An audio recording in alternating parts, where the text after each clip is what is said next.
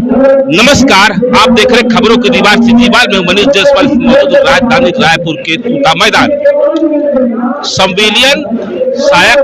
संविलियन जो प्रदेश के जो शिक्षा कर्मी थे, शिक्षक संवर्ग थे, इनके लिए एक बड़ी सौगात लेके आया।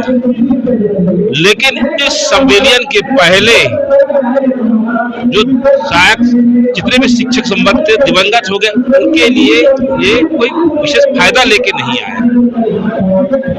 संविलियन के बाद जिन शिक्षकों के परिजन किसी कारणवश खत्म हो गए, नहीं रहे, उनकी जगह अनुकंपा नियुक्ति सरल हो गई। लेकिन इनके लिए अनुकंपा नियुक्ति का कोई मापदंड तय नहीं किया गया। सरकारें आई और गई, इनको वादों के झूले में झुलाया और आज वादा इनका जो किया गया सब धरा का धरा रह गया। ये पिछले 6-6.5 सालों से आंदोलन कर रही हैं, सड़क कभी नीचे तो कभी तूता मैदान में तो कभी बूढ़ा तालाब के पास में। कई तरह से अपनी बातें रखने का प्रयास कर चुकी हैं, सड़ मुड़वा चुकी है, लेकिन उसके बाद भी इनकी मांगे आज तक वैसी की वैसी है। मैं बात करूंगा यहाँ पर जो अनुकंपा पीड़ित संघ बनाए हैं लोग और उनसे चर्चा करते हैं। मैडम, ये जो मांग है कब से चली आ रही है? 2017 से सर। 2017 में हम लोगों का संगठन बना और 2018 में संविलियन हुआ। तो जितने लोग जीवित हैं उन लोगों का संविलियन हो गए सर, और जितने लोग दिवंगत हो गए उनके परिवार छूट गए सर। और तब से फिर हम लोग भी जितने भी दिवंगत जी लोग हुए उनके परिजन हैं, उन लोग अपने संगठन बनाए। फिर 2017 से हम लोग आंदोलन करते करते आ रहे हैं सर। बीजेपी की सरकार में भी किए, फिर कांग्रेस की सरकार से भी हम लोग कांग्रेस की सरकार भी हम लोगों से वादा किया था कि हमारी सरकार बनेगी तो आप लोगों की मांग पूरा करेंगे। कांग्रेस की सरकार में हम लोग बहुत आंदोलन किए, 58 दिन के आंदोलन किए, 25 दिन के आंदोलन किए, 307 दिन के भी आंदोलन किए, बार बार मिले, कमेटी भी हमारे लिए बनाई, लेकिन कमेटी में भी कोई हम लोगों के लिए निर्णय नहीं लिया सर। फिर अब जब हम लोग हड़ताल करते थे तो वहाँ पर बीजेपी के जितना भी धुरंधर नेता है, मैं बोलना चाहूँगी माननीय मुख्यमंत्री जी खुद हमारे मंच में जाता था, और रमन जी जाता था, ओपी चौधरी सर जाता था, जो पहले वो छोटा था, ओपी चौधरी सर कोई भी मंच पे जाता था तो ये बोलता था कि मेरा भी पापा टीचर था, मैं भी अनुकंपा नियुक्ति के लिए भटकता था, पहले मैं छोटा था, अपने माँ के साथ में जाता था, बोलता था। लेकिन आज वो खुद मंत्री बन गया है। लेकिन 1200 छत्तीसगढ़ में 1256 है दिवंगत शिक्षा कर्मी के परिजन, आज मंत्री बनने के बाद IAS रह चुके वित्त मंत्री है माननीय ओपी चौधरी सर, सिर्फ 1256 लोगों के लिए वो निराकरण नहीं कर पा रहा है सर, जिसमें आज महिला आक्रोशित होकर आत्मदाह करने के लिए तैयार हो गए हैं। अब ऐसी सरकार से हम लोग क्या उम्मीद करेंगे सर? मैडम, आप लोग कभी लीगल वे पर नहीं गए कि आप मिलना चाहिए करके? क्योंकि कमुनत का मामला भी आया है, पुरानी सेवा जो एक ही पद पर 10 साल सेवा दे चुके हैं, उनको लेकर उनको भी अभी उनका 16 साहू वर्सेस जो केस है उसमें पुरानी 10 साल की सेवाएं मांग रहे। तो मतलब आप लोग अपने हक के लिए लीगल वे पर क्यों नहीं गए अभी तक? सर, हम लोगों ने तो कई बार प्रयास किए मंत्रियों से मिलने के बाद में। अब हमारे पति तो स्टार्टिंग में जब 500 मिलता था 95 में तब से कर रहे थे। उसके बाद 2017 में उनका देहांत हुआ। देहांत होने के बाद में 18 में संविलियन किया। तो संविलियन के टाइम में जो दिवंगत थे उनको शामिल न करते हुए जो जीवित थे उनको ले लिया गया और हम लोगों को छोड़ दिया गया। तब से हम लोग आज तक संघर्ष कर रहे हैं और सभी मंत्रियों से, सभी अधिकारियों से मिलते हैं। तो अधिकारी लोग मंत्रियों पे थोपते हैं, मंत्री लोग अधिकारियों पे देते हैं। ऐसे ही इस बीच में हम लोग दबते जा रहे हैं। क्यों आप लोग के साथ ऐसा छलावा हो रहा है? और आप लोग के मंच पर कौन कौन बड़े बड़े नेता आए? ये मतलब अब जब बीजेपी की सरकार नहीं बनी थी तब डॉक्टर रमन जी भी आए थे और विष्णुदेव साहू जी आए थे, ओपी चौधरी जी आए थे, गिरजा शंकर श्रीवास जी आए थे। ये सभी बोले कि हमारी सरकार बनते ही तुरंत आप लोगों का निराकरण करेंगे। आज 10 महीने हो गया है, अभी तक कोई निराकरण नहीं हुआ। अच्छा, इस बीच में आप जो पूर्व सरकार के जो लोग थे उनसे मिले और वो क्या कहते हैं? इनसे मिलने गए थे हम लोग, सरकार जैसी ही बनी वैसे ही गए थे मिलने। तो होगा बस बोलते हैं और हुआ नहीं अभी तक। अब भूपेश सरकार ने भी बस होगा करके टाल दिए, 5 साल निकल गया। पूर्व सरकार के जो मंत्री जो थे अभी आप लोग से मिल रहे हैं कि नहीं, आप लोग उनसे मिल रहे हैं कि नहीं मिल रहे? उनसे नहीं मिले हैं, उनसे नहीं मिले हैं। अभी सिर्फ हम लोग ये नए सरकार से ही मिले हैं। शाह जी पर कितना भरोसा है आप लोग? अब शाह जी पर भरोसा तो होता, करते तो अभी तक कर दिए होते। अब तो वो भी ऐसा लग रहा है कि पिछली सरकार की तरह चलावा कर रहे हैं। अधिकारियों से मेल मुलाकात चर्चा वगैरह हो रही है कि नहीं हो रही है? सभी से हो रही है सर, सभी बस एक दूसरे के ऊपर थोप रहे हैं, मतलब सिर्फ टरकाए जा रहे हैं। बस टरकाने का काम चल रहा है इसकी टोपी उसके साथ। कब तक आप लोग हड़ताल करोगे और ये जो लोग आए हैं कहाँ से आए हैं सभी? सब पूरे छत्तीसगढ़ से हैं सभी लोग, सभी अलग अलग जिले से हैं, सब अपना आए हुए हैं। अपनी मांग, सबका मांग एक है, अनुकंपा नियुक्ति। कोई तकनीकी समस्या है जो बताते हैं अधिकारी? क्या तकनीकी समस्या बताते हैं मैडम? इनसे कर रहे हो, मैं देख रहा हूँ आपको। तकनीकी समस्या क्या बोलते हैं अधिकारी लोग? यह जो कमेटी बनी थी उस कमेटी में क्या निर्णय लिया गया?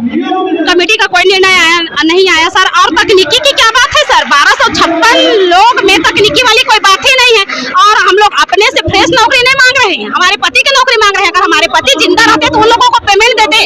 अभी मेरा पति जिंदा रहता तो उनका 70,000 पेमेंट रहता। मेरा पति वर्ग 1 में नियुक्त था, और तो उनका तकनीकी वाली कोई ऐसी प्रॉब्लम नहीं है सर, नहीं है सर। कब तक चलेगा आप लोग का आंदोलन? जब तक हमारी मांग पूरी नहीं हुई तब तक हम आंदोलन करेंगे। भाई ये है शिक्षक एलबी, तो ये है पूर्व शिक्षक एलबी जो एक लंबे समय से आंदोलन कर रहे हैं। अब आंसू भी इनके ऐसा लगता है कि सूख गए हैं।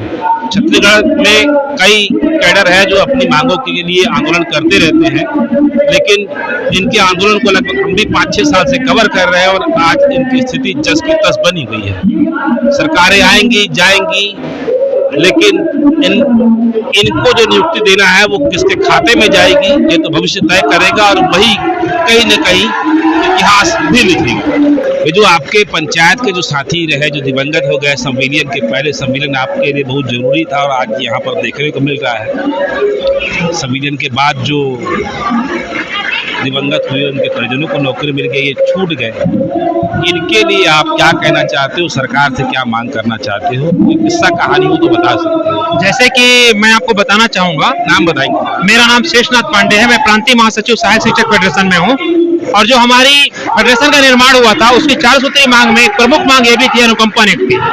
तो जैसा कि आप जान रहे हैं कि ये किसी कारणवश, जैसे इनके पति वो शासकीय सेवा करते हुए दिवंगत हो गए थे, जिनके कारण से इनका संविलियन नहीं हो पाया।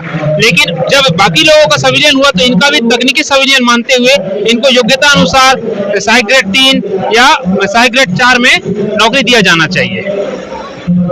पांडे जी, आप कानून के बहुत अच्छे जानकार हो, रास्ता क्या हो सकता है इनके लिए एकदम जो सरल हो, सरकार को बहुत ज्यादा एफर्ट भी ना लगाना पड़ेगी, तो कुछ तो रास्ता आपको इतने सालों में समझ में आया हो? देखिए, जब शिक्षक कैडर समाप्त किया गया था तो बहुत सारे ऐसे शासकीय सेवक दिवंगत हुए, उनके आश्रित जैसे मेरे मित्र भी हैं, है ना। तो ऐसे ही बहुत सारे लोगों को मैं जानता हूं जिनके शासकीय सेवक की मृत्यु होने में पंचायत कर्मी के रूप में उनको नियुक्ति दी गई, लेकिन आज अब पंचायत कर्मी की मृत्यु हो गई इसलिए शासकीय सेवा नहीं दिया जा सकता। इस तरह का बहानाबाजी है बस सरकार की, ये कह सकते हैं। कहीं न कहीं मामला लीगल वे में भी अगर ये लोग जाते हैं तब की स्थिति में क्या हो सकता है इनके साथ? लीगल वे में भी अब पंचायत सचिव का रूप में, पंचायत सेवक के रूप में भी इनकी भर्ती की जा सकती है, अगर ये मानते हैं कि ये शासकीय सेवक नहीं है तो। दूसरा यह उपाय निकाला जा सकता है कि तकनीकी संविलियन मानते हुए इनको इनकी योग्यता अनुसार वर्ग कैडर 3 या कैडर 4 में चतुर्थ कर्मचारी के रूप में इनको नियुक्ति दे दी जाए। आज इनकी संख्या ज्यादा भी नहीं है, 1256 के आसपास है ना। पूरे प्रदेश में कहीं न कहीं समायोजित हो सकते हैं। बिल्कुल हो सकते हैं, उससे कहीं ज्यादा पद वैकेंट है। आज अगर शिक्षक कैडर की बात की जाए तो आज कम से कम 50,000 से ज्यादा शिक्षकों के पद खाली है। आप लोग जब 4 सूत्री मांगों को लेकर रमन सरकार के कार्यकाल के दौरान आंदोलन किए थे, उसके बाद ये मुद्दा अपने आप में छाया रहा। आज इनकी स्थिति को कहाँ पाते हो आप लोग, और आपके मुद्दे में ये सब शामिल है कि नहीं है? देखिए, ये पिछले 10 सालों से आंदोलनरत है। मेरा जहां तक नॉलेज है, 2017 में पिछली कांग्रेस सरकार ने भी इनके साथ वादा किया उसके बाद पिछले बीजेपी सरकार ने भी मंच में आकर जब कांग्रेस की गवर्नमेंट थी तो इनको समर्थन दिया और कहा कि हम आपको देंगे मांग। आज की डेट में भी जब ये मंत्री विधायकों के पास जाते हैं तो उनके द्वारा कहा जाता है सहानुभूतिपूर्वक विचार करते हुए आपको अनुकंपा नियुक्ति प्रदान की जाएगी, परंतु जब ये नौकरी के जाते हैं तो इनको नहीं मिल पा रहा है। एक तरह से कहीं न कहीं अटका हुआ है। बिल्कुल बिल्कुल उपेक्षित महसूस कर रहे हैं अपने आप को, बहुत ही असहाय स्थिति में आज की डेट में। आज 6 साल से आंदोलनरत हैं और 6 साल से अगर बैठे हुए हैं तो सोचिए क्या स्थिति होगी इनके घर की, इनके परिवार की, इनके बच्चों की। नाम बताएंगे सर, क्या है आपका? राजू टंडन, प्रदेश मीडिया प्रभारी। राजू जी, आप इन लोगों को कब से देखते आ रहे हो और कहाँ लग रहा है क्या तकनीकी इन लोग के साथ सरकार को कमी लग रही है कि इनको देने में नहीं कर रही है सरकार, क्यों ऐसा कर रही है? अनुकंपा पीड़ित जो है बहनें हैं और साथी जो है लोग हैं, लगातार पिछले 5 सालों से जो भूपेश बघेल की सरकार थी उसमें लगातार बूढ़ा तालाब में बैठे और अपनी मांगों के लेकर जो है आंदोलन अनवरत करते रहे हैं और उसको आश्वासन भी मिला था कि आप लोगों की मांगे हम पूरी करेंगे, लेकिन कहीं ना कहीं सरकार द्वारा छल किया गया और उसको जो है रेगुलर न करके किसी प्रकार का समस्या समाधान नहीं किया। आज वही जो है फिर बीजेपी सरकार द्वारा ठगा सा महसूस कर रहे हैं, जिसके कारण आज जो है अनुकंपा बहनें जो है इस मैदान में जो है धरना स्थल में बैठे हैं और अपनी मांगों को लेकर के ज्यादा संख्या नहीं है और सरकार चाहे तो पंचायत विभाग में भी इसका निराकरण कर सकता है, स्कूल शिक्षा विभाग में भी कर सकता है, कोई भी जो है सॉल्यूशन जो है इनके लिए निकाल सकता है और आसानी से इनको जो है कर्मचारी, तृतीय वर्ग कर्मचारी, चाहे चतुर्थ वर्ग कर्मचारी रेगुलर पोस्ट प्रदान कर सकते हैं। बहुत सारे पद जो है खाली है, चाहे पंचायत विभाग हो चाहे शिक्षा विभाग हो। शासन को एक जो है संवेदनशीलता से निर्णय लेना चाहिए और इनको जो है कर देना चाहिए। लंबे समय से आंदोलन कर रहे हैं, अब आंसू भी इनके ऐसा लगता है कि सूख गए हैं। छत्तीसगढ़ में कई कैडर है जो अपनी मांगों के लिए आंदोलन करते रहते हैं, लेकिन इनके आंदोलन को लगभग हम भी 5-6 साल से कवर कर रहे हैं और आज इनकी स्थिति जस की तस बनी हुई है। सरकारें आएंगी जाएंगी, लेकिन इनको जो नियुक्ति देना है वो किसके खाते में जाएगी ये तो भविष्य तय करेगा और वही कहीं न कहीं इतिहास भी लिखेगा। फिलहाल आज बस इतना ही। अगर आपको हमारी खबर अच्छी लगे तो लाइक सब्सक्राइब जरूर करें। सिटी बार से मनीष जसवाल की रिपोर्ट। धन्यवाद।